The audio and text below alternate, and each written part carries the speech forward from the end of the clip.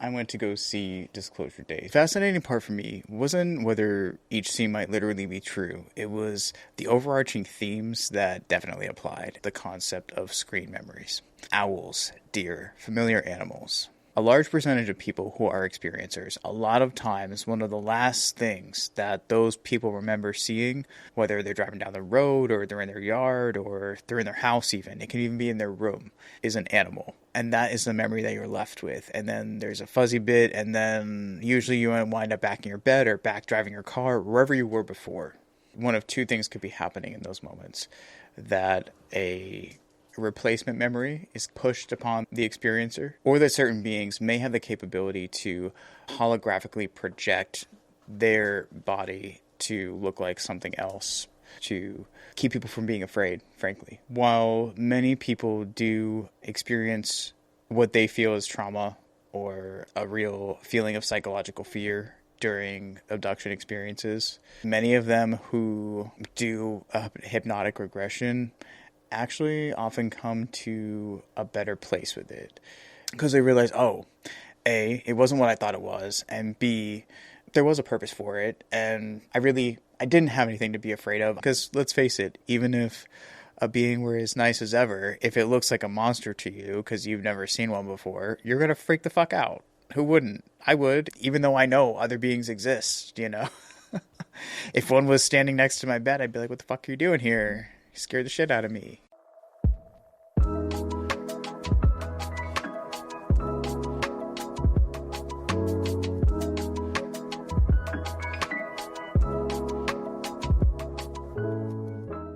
So as you might imagine, I went to go see Disclosure Day, Steven Spielberg's new film about just that, Disclosure Day. Disclosure Day is probably not for UFO enthusiasts, but it can be appreciated nonetheless. The fascinating part for me wasn't whether each scene might literally be true. It was the overarching themes that definitely applied, and that he clearly did some research about. Themes that experiencers have, that people that have UFO sightings, people that have researched this topic definitely tend to lean towards. Let's start with one of my favorite. Well, first of all, Emily Blunt is a favorite of mine. I love that she can be serious, but also there's just this flavor of humor that I'm glad that they kind of allowed to shine through her throughout this movie, because it just added a little extra something. I appreciated that. Plus, she's pretty cute. Doesn't hurt. One of my favorite themes that was explored in this movie was the concept of screen memories. Owls, deer, familiar animals. A large percentage of people who are experiencers, either they recall some sort of experience that they later believe is an abduction and do perhaps a hypnotic regression to try to find out more information about, or they just generally have memories of bits and pieces of something that they're trying to put together. And a lot of times, one of the last things that those people remember seeing, whether they're driving down the road or they're in their yard or they're in their house even, it can even be in their room, is an animal. Oftentimes it is a deer, an owl, a raccoon, a fox, something familiar to that person usually, perhaps native to the area that they're in, something that wouldn't seem out of the ordinary for that person, if that makes sense in a lot of ways. Sometimes actually it can be a pet, or a deceased loved one, and that is the memory that you're left with. And then there's a fuzzy bit, and then usually you wind up back in your bed or back driving your car, wherever you were before. Hey there, what's up? My name's Ash. I'm a life coach, and well, you might be wondering why I'm doing a video on Disclosure Day, but it's because I'm a life coach who believes that disclosure is happening. It is going to affect every single one of us, and if nobody else is going to talk about it, I will. So here we are. But day to day, we're talking about regular life stuff, going through big life shifts, how to make good decisions for yourself, how to do better in general. And if you're neurodiverse, this is definitely a place for you. I'm also a neurodiverse coach. I help people who are ADHD and autistic find their purpose, find their flow, and build a life that works better for who they are and how they function. So if you're all about the aliens, or if you're just looking for practical, everyday, good advice to do better, to attract better, to build a better you, then you're in the right place. Like this video, subscribe, and I put out new videos every week. I can't stress enough how common this is with experiencers, and I saw, just from the preview for the movie before I even saw it, I realized that he was going to touch upon that, because you saw a deer's face and then it starts turning and the camera's panning and all of a sudden it turns into like the face of like a gray alien being. I like the way they did that in the movie. And again, it is actually something that does happen to people. Experiencers have this happen all the time. If you want to read more about this, I highly recommend reading Abduction by John Mack, who's now deceased. He was a psychiatrist who basically devoted his whole life to this. He started examining people who believed that they were experiencers, and through basically decades of research, he came to the conclusion that nearly all of the people that he encountered who believed that they had experiences, he wasn't there, he can't say for sure, but what he always said was, it's evident to me that whatever they experienced was real to them, 100%. But he was inclined to be a believer in this because of all of the consistencies that these people reported to him in confidence in these sessions over years and years and years. So his book, Abduction, is a great one. And then from there, if you really want to get wild, I highly recommend Dolores Cannon. Dolores Cannon is an American hero, in my opinion. She is a little old woman from Arkansas who transitioned on to her next life in 2014, but she left behind her, 30, 40 books. I've read pretty much all of them at this point. She basically stumbled upon hypnosis and hypnotic regressions when looking for something to do. Something happened in their lives where she was just like, I need to find something to do for work. Learned regression work, and then actually developed her own method of regression that is still used today, and it's one of the most popular regression techniques for doing like past life level regressions. She worked with clients who believed that they were experiencers too, many of them. And much of her findings were very similar to John Mack's, and Bud Hopkins is another author who's done work on this, though I have to admit I have not read a lot of his work. So if you want to dive into Dolores Cannon world, I highly recommend you try to understand past life regressions and hypnotic regressions if you don't know anything about them. I would go back and watch a video of mine about past lives that I just did, and I talk about a book called Many Lives, Many Masters. He unknowingly stumbled upon past lives with a client of his and has since devoted his whole entire life to it. He's still with us. And that was back in the 80s, and he wrote this book, and it has been like a bestseller for so many years. Past life regressions are possible. You can access memories from lives that are not this one, and I don't expect you to believe that just based on what I'm saying. I just encourage you to go read the book if you're a skeptic. But if you're not and you understand this, then by all means go on to Dolores Cannon world. If you just want to understand multidimensional kind of quantum physics concepts and maybe what life was like here on Earth many moons ago, and up to and including understanding the phenomenon of abduction and our interactions with other beings, she's a great author to start. So if you want to start anywhere with Dolores Cannon, I would probably start with her Convoluted Universe book series. I think it's 5 parts. You can kind of do one and go back to other things and come back to the second one, and it's okay. But if you specifically want to learn more about abductions, I would do The Custodians. The Custodians is a great book that's kind of specifically about abduction experiences. And like I said, many of the things that she covers in that book are super similar to things that John Mack covered with his clients as well. The idea of screen memories or a psychological overlay or something of that sort are things that have come up for both authors. The prevailing school of thought is that one of two things could be happening in those moments.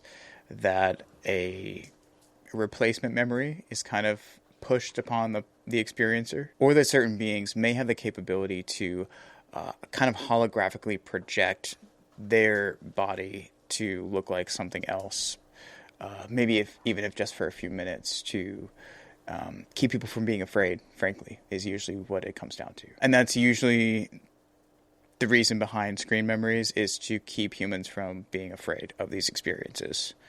Because while many people do experience what they feel is trauma or a real feeling of psychological fear during abduction experiences, I have to say that many of them who do a hypnotic regression actually often come to a better place with it, meaning they understood that it was really the equivalent of a checkup and there was a reason for it, And that reason may not be super clear to most humans day to day, and they wouldn't believe it. Oftentimes, it could be as simple as other beings being concerned about the level of chemicals and whatever effects our environment may be having on our bodies, things like that. Some of it is for genetic material. Some of it is, again, just observation of some kind. And not meant to be harmful in any way and not meant to be forceful. And in fact, if you really want to go there, what a lot of people end up finding out during these hypnotic regressions is that they agreed before their lifetime on Earth to participate in this. And while they were dragged kicking and screaming in their human form because they don't remember that, in hypnotic regressions, oftentimes these people come again to a much better place with the whole experience because they realize, oh, A, it wasn't what I thought it was, and B, there was a purpose for it, and, I didn't have anything to be afraid of. I was just experiencing ontological shock because I didn't know that aliens were here checking up on us. It's as simple as that. Most of the time. There are some people who do have fear-based negative interactions where free will is not a thing, and fear is induced, and fear is very much part of the experience. Maybe not necessarily on purpose, but there's just no thought to how this might affect a human person. And the truth is that, like people, 95% of them are mostly good, and 5% of them, they're kind of shitheads. And that might be true of other beings too. And we just, have to think of it like that. So, whether screen memories are just something that's kind of implanted there as a replacement, a placeholder, if you will, or whether it's a being that can kind of holographically project themselves to look a little bit like something else temporarily, the purpose behind it is usually the same in these scenarios. That after research, a lot of people conclude that it seems like it was just to alleviate fear and make them a little more approachable. Because let's face it, even if a being were as nice as ever, if it looks like a monster to you because you've never seen one before, you're going to freak the fuck out. Who wouldn't? I would, even though I know other beings exist, If one was standing next to my bed, I'd be like, what the fuck are you doing here? You scared the shit out of me. Another theme.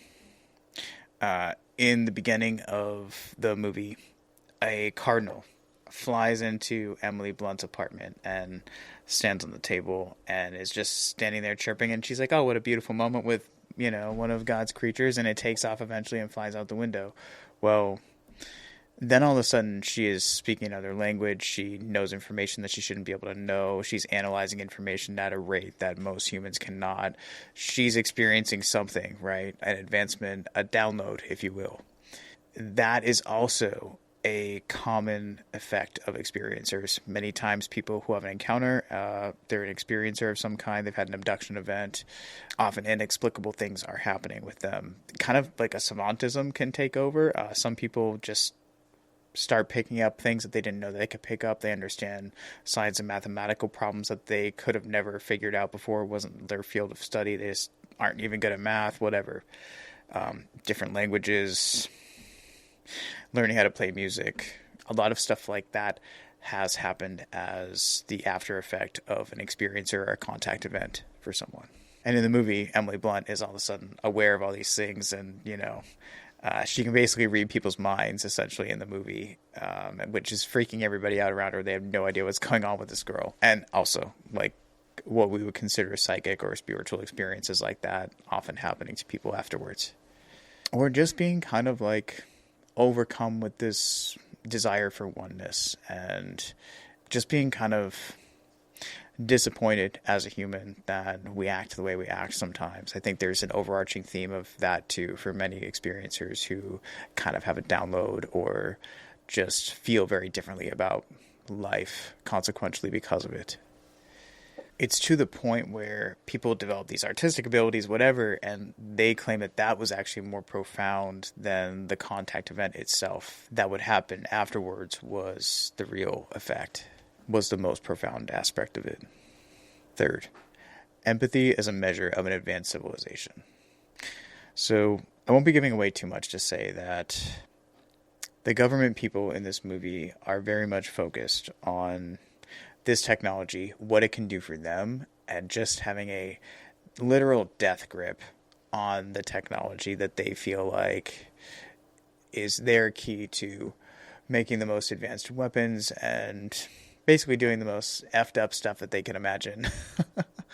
And there's no cognizance of the beings that they've taken this technology from, the impact that it would have on humanity and on them, frankly, for just being careless with it and misusing it. We're talking about energy levels that would make anything that we have, any weaponry we have, look just silly by comparison. But the theme that ends up coming out is that, you know, one of these people that's kind of a breakaway basically gets in an argument with, you know, the military kind of industrial complex, you know, type character. He gets in an argument with him. He's like, you don't understand. Out of all the research we did with them, empathy was their biggest indicator of a successful, like, thriving civilization. And empathy is what humans need to see to understand, like, the whole concept. And that is true, honestly. Many, many experiencers have, in what interactions they end up recalling with another being, if it wasn't kind of a cold medical situation where it was kind of like an exam situation, if there was any kind of interaction, often the beings would make some sort of comment or make a point to show humans projections of images of the things that we've done to our planet and show them what its effect will be and try to instill in them, please, like, do better for yourselves, for all of us, kind of deal. One of the most profound ones that comes up for me is it was a school in Zimbabwe, and James Fox did a documentary on it. It's a phenomenon.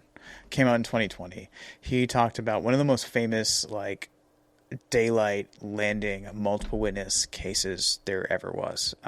It was a children's school in Zimbabwe, and it was like a bunch of kids out in a play yard, and these craft came, like, hovering overhead and landed, like, just beyond, like, the chain link fence of, like, the big playground. And so all the children were, like, drawn towards it. They all kind of ran to the edge of the fence. And I mean, dozens and dozens of children and a couple of teachers kind of witnessed this. I think the children were way further ahead and the teachers, like, weren't as close. But all of the children reported the same thing. They all were. John Mack, actually, was still alive at the time, and he went and interviewed all these kids. And they all drew a similar looking craft, and they said that these beings, very short beings, got out of their craft and stood, like, no further than, like, 20 feet away from some of these kids. And the kids kind of felt like they were stuck there and that they were receiving messages from the beings with their minds. I know this sounds wacky, but these kids are, like, 30 years old today. Their story is still the fucking same. And they all report that it was one of the most profound experiences of their life.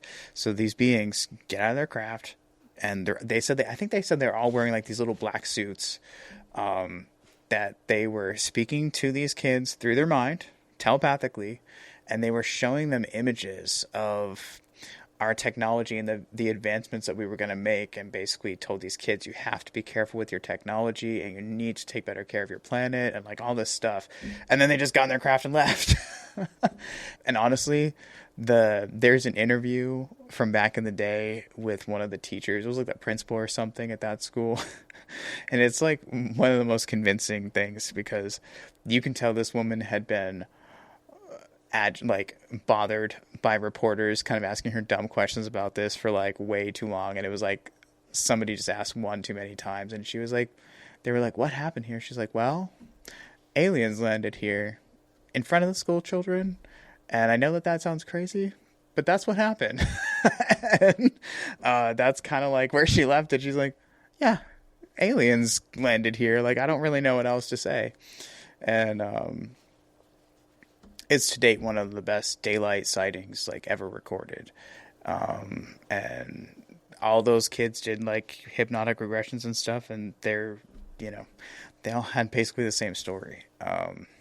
really interesting case. But incidents like this, these contact events, there is often an emphasis on empathy and being careful and with technology and understanding that our ways of divide and conquer and nothing but war on our planet are, not very civilized or advanced of us, and we need to do better.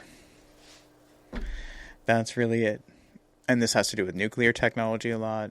In fact, as many of you know, most of the sightings of UFOs in the U.S. especially came like post-World War II as, the atomic weapons were being developed, tested, and eventually dropped in Japan.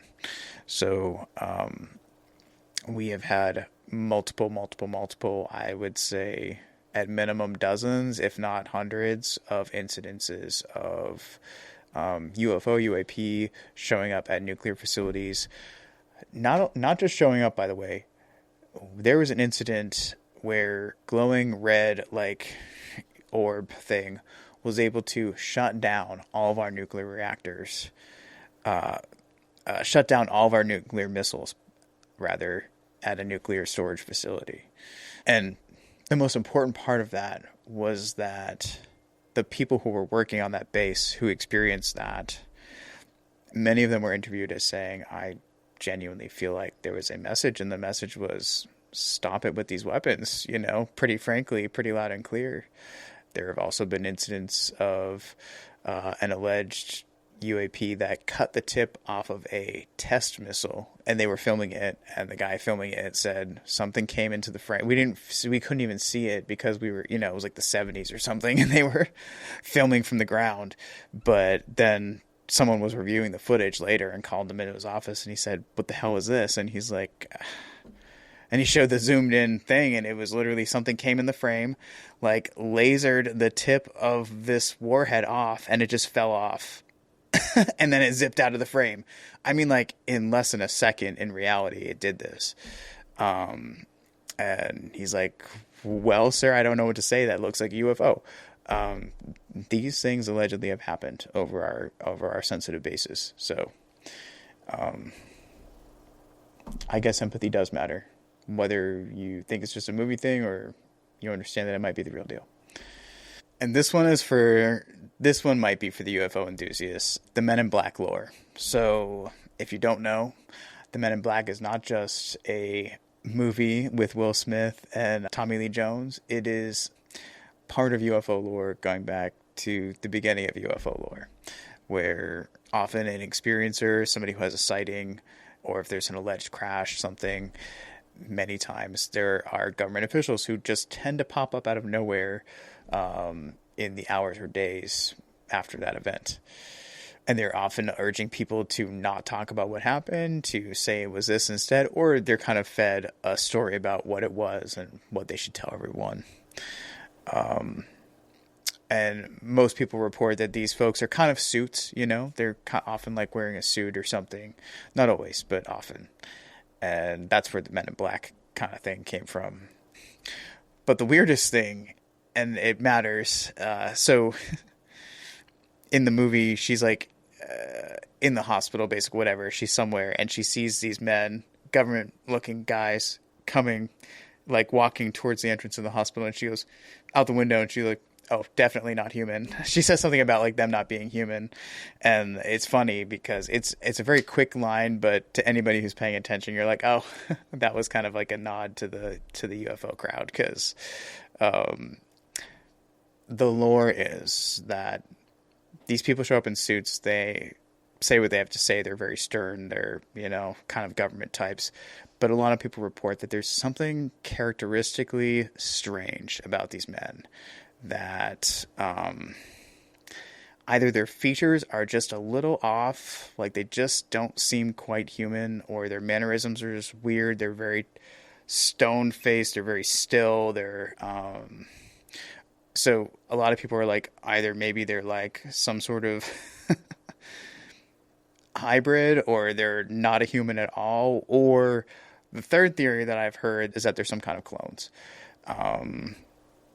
Jury's out on that one. I don't know. But I thought it was just a funny line, and one that, if you were paying attention, was for you if you're a UFO enthusiast. Here's my one criticism of the movie, and I can't say exactly what it is because it would be too much of a spoiler. But obviously this movie is called Disclosure Day, and as you might guess, disclosure does inevitably happen. Think giant dump of files type disclosure. Okay, so the world is already coming to the realization that we're in a whole different reality now, right? Where we've apparently known about this for many years, but not everybody has. Most people, you and I, general public, doesn't know anything about it. So everybody's just glued to the news, watching this giant dump. And then they decide to take disclosure a little bit further in that moment, which to me is just crazy. Like the giant dump of info would have been enough, I think, to make it realistic enough that it would be a huge life-altering event. But they kind of take it like one cheesy step further that too much for day one, just so unrealistic. And I know that they were doing it with the intention of like making it this momentous kind of, like I was saying, the focus on empathy, the focus on oneness, the focus on things need to change, and maybe that was their way of making it adamant. They wanted to hear from this thing about this thing. I'm gonna give it away. But yeah, that was my only critique. I thought it was like a little cheesy, a little too much, a little too over the top. I think Disclosure Day with the info dump probably would have been good as it is. But I found the timing of it fascinating, given that he's been planning this movie for 2 years, and how does it come out the same 2 months that all of the files are starting to get released now? I do find that rather interesting. There's definitely a lot more momentum now, a lot more than I expected, honestly, in this last month. David Grush back in the news, kind of really pushing to push this whole timeline up and really put some pressure on the administration, on the Defense Department, everybody. And that he personally is going to be sharing some more things that he has firsthand knowledge of, which I think is a lot more than we think it is, unfortunately and fortunately, because I'd rather hear from him probably than a lot of other people that we just don't know. So yeah, really interesting. We'll see what happens, but I think this is gaining a little more momentum at the moment than I even really expected at this juncture. So I'm excited. It's exciting. If you haven't seen the movie, I think it's worth a watch. Great acting, both funny and serious, and really kind of makes you stop and think, like, if we were to have control over disclosure, how would we do it? What would be the appropriate way? And I feel like those are the conversations happening behind closed doors right now as we speak, as it is. So the movie was interesting food for thought in that way, and I really enjoyed it. So go check out Disclosure Day if you haven't yet. And until next time, peace.